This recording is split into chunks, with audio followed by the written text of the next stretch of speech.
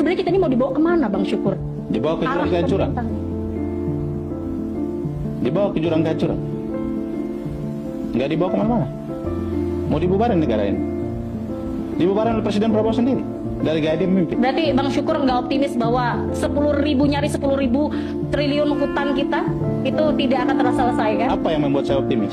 Hutang banyak, kebijakan amburadul, Presiden nggak punya visi, kabinet gemuk nggak ada guna, DPR banyak nggak ada guna, yang jadi pejabat bagundal maling semua, brengsek semua. Apa yang saya harus optimis, Pak Lalu? Ya. Rakyatnya makin pintar tapi nggak ada yang bergerak, yang bodoh juga tambah bodoh, yang pintar tapi nggak melihara kejujuran. Banyak para kiai ulama mau nerima kebodohan ini, mau malsuin kebenaran depan mata. Apa yang mau saya optimis, Mbak? Iya. Sekarang kita tahu bahwa Kopdes ini ya, saya akan sedikit ngobrolin Kopdes ini. Kopdes ini sebenarnya kan di bawah Agrinas begitu ya. Dan juga ada beberapa yang hanya pinjam nama dari Kopdes itu sendiri. Yang kita tahu bahwa ini sebetulnya koperasi desa ini yang isunya lagi hangat adalah bisa mengolah tambang, Bang Syukur. Ya, itu mah. Itu gimana, Bang Syukur? Ya, itu mah. nih? Itu permen aja. Permen. Kopdes itu sebenarnya menurut saya bukan Kopdes ya. Itu mah warung politik. Kios politik dibikin. Kalau bicara Kopdes, maka rujukannya Undang-Undang Koperasi. Undang-Undang Koperasi itu prinsipnya membership, keanggotaan, partnership, dan regulasi koperasi itu bergantung pada kehendak anggota. Tidak ada koperasi di Republik ini yang dibuat dengan model dibuat oleh Presiden Prabowo. Yang minjam koperasi, yang nampung uatnya Agrinas, yang operasikan di bawah oknum tentara. SOP-nya nggak jelas, kemudian minjam ke bank, jaminkan pakai barang negara, jaminkan pakai aset negara. Gimana tuh? Dan ini Agrinas juga punya hak imunitas gitu ya. Mereka ada kekebalan hukum yang ini sulit kita sebagai rakyat merasa bahwa sebenarnya tidak ada yang punya hak imunitas. Yang membuat mereka, tapi ada di Perpres tuh, Bang.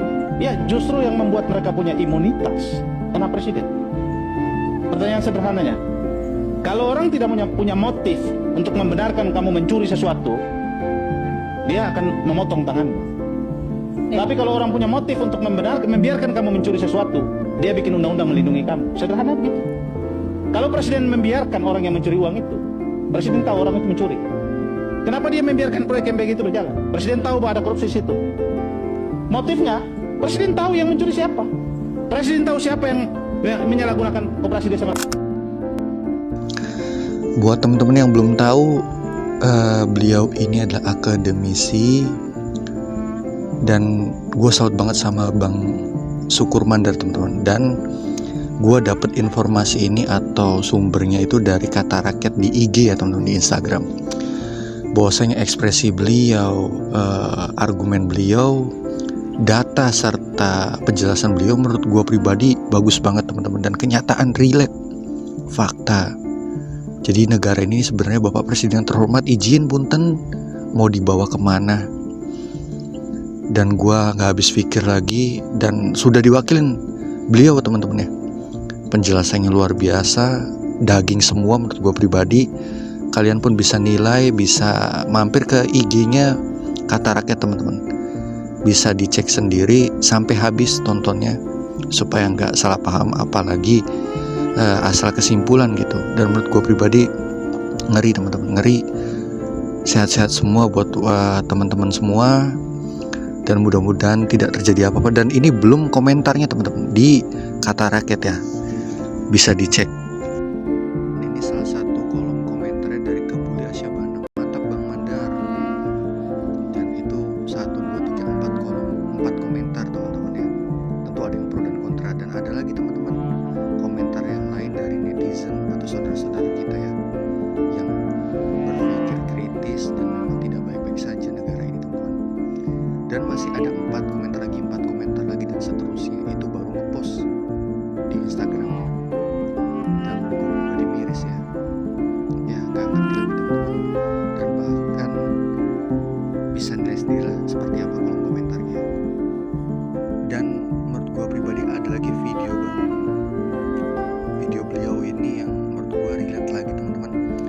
Bahwasanya 82% lebih, koreksi kalau gue salah teman-teman, dari pajak rakyat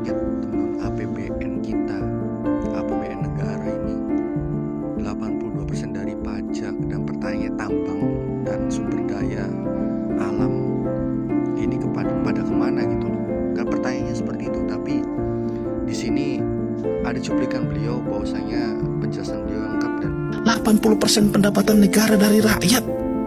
Kita nggak waras bernegara. Cocok dengan tema kewarasan di itu. Nggak waras kita bernegara ini. Masa 80% hidup negara ditanggung oleh rakyat. Sementara kita sumber daya berlimpah, Mas.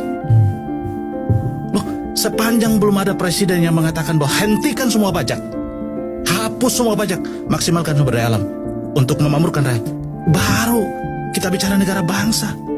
Sepanjang ada presiden yang naikin pajak, pungut pajak, tambah, hanya ngatur pajak, oh ini kita turunkan, ini kita tambahkan, ini kita pindahkan. Sepanjang masih ada pajak, menyalahi prinsip bernegara.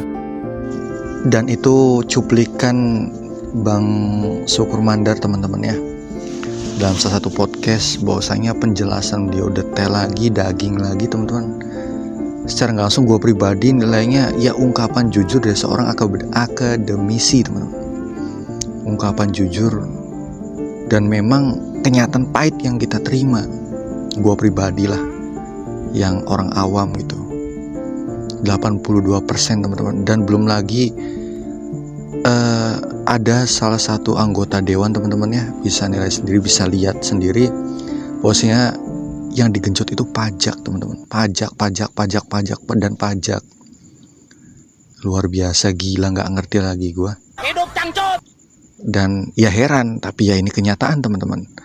Belum lagi hutang negara kita nih, koreksi kalau gue salah teman-teman, itu hampir 10.000 triliun dan duitnya nggak bisa gue bayangin, itu duit semua apa ya, 10.000 triliun teman-teman.